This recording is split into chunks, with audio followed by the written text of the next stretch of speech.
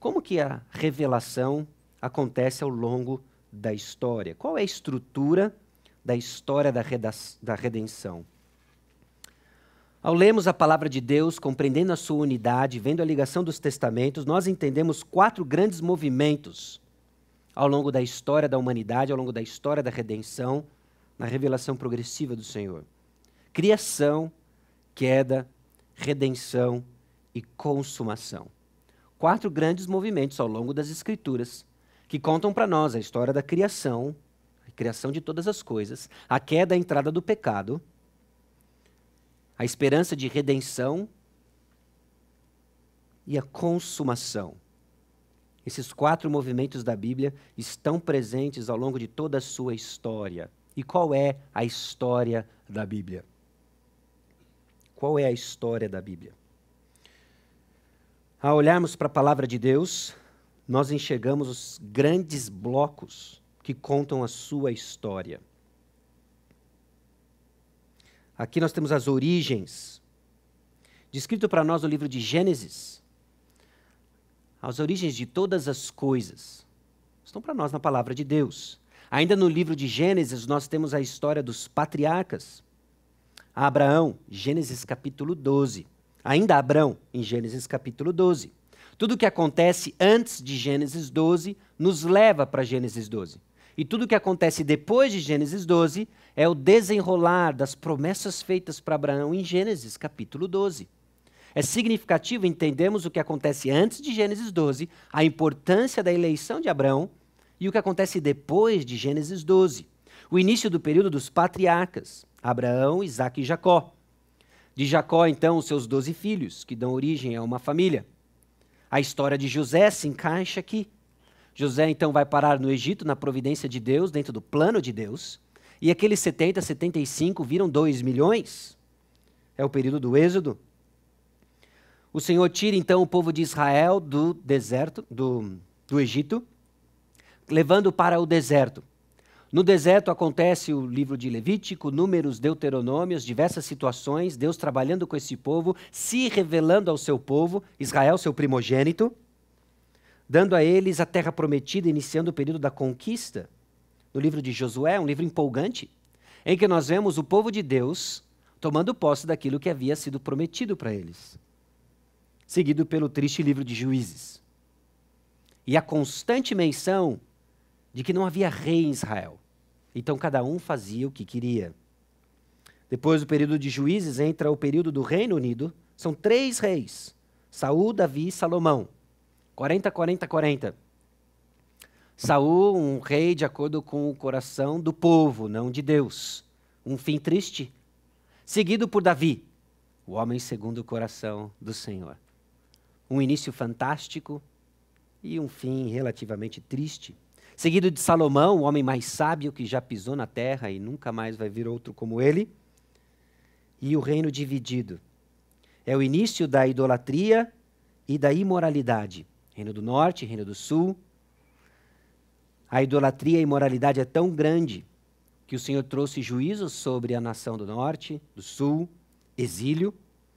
722 antes de Cristo para o Reino do Norte, 586 para o Reino do Sul. E eles ficam exiliados, a Síria, a Babilônia, respectivamente. E depois de um tempo, o retorno à terra prometida. Esses 2 grandes blocos, 2 fileiras aqui, têm a sua história narrada nos 17 primeiros livros da Bíblia. O Pentateuco e os livros históricos. Eles contam para nós o progresso dessa história. Os 12 primeiros livros, os 17 primeiros livros, contam para nós a história, esses 2 blocos aqui.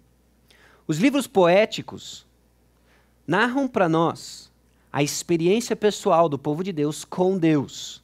E são inseridos ao longo dessa história. Você tem salmos, por exemplo, do período anterior ao exílio, salmos do período do exílio, salmos do pós-exílio. É a experiência do povo de Deus com Deus ao longo da sua história.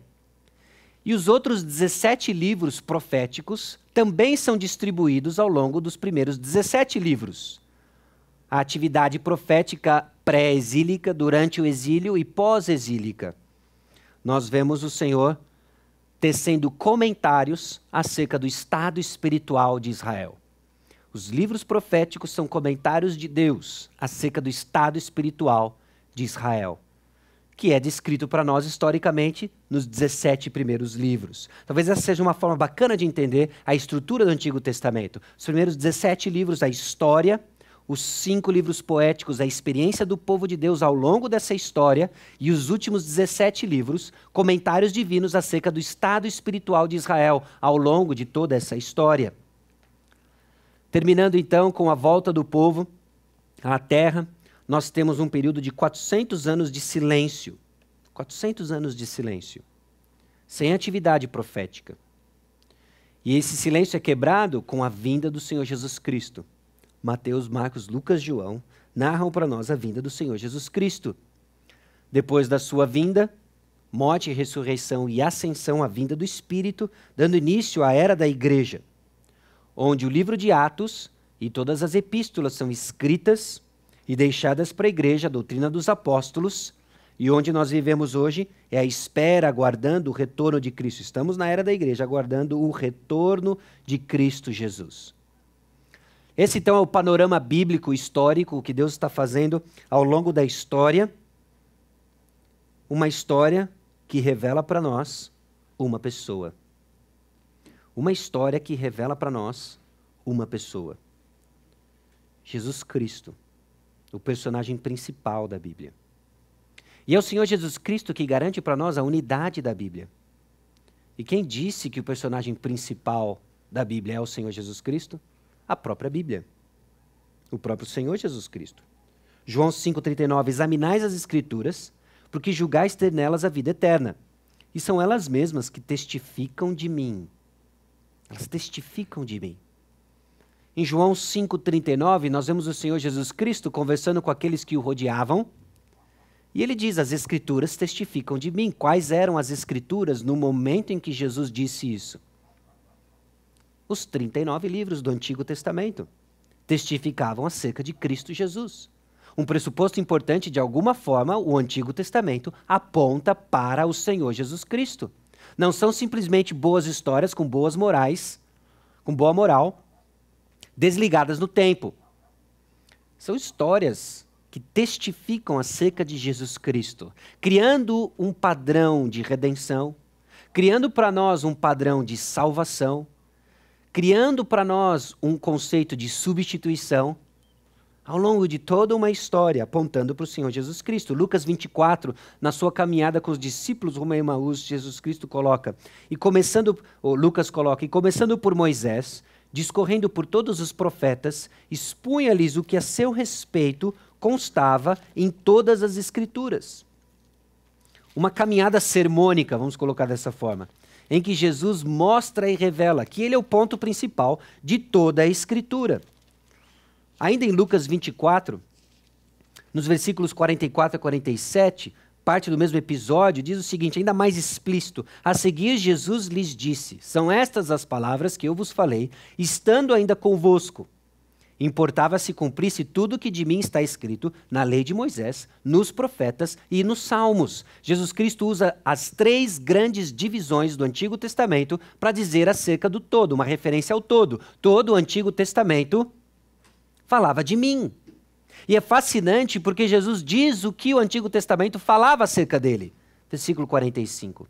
Então lhes abriu o entendimento para compreender as Escrituras e lhes disse, assim está escrito que o Cristo havia de padecer e ressuscitar dentre os mortos no 3º dia, e que em seu nome se pregasse arrependimento para a remissão de pecados a todas as nações, começando de Jerusalém. Vós sois testemunhas dessas coisas. Jesus Cristo é o personagem principal da Bíblia, de acordo com o próprio Jesus Cristo, nos registros do Novo Testamento. Tudo apontava para ele, e algo específico acerca dele, o Evangelho. O Evangelho.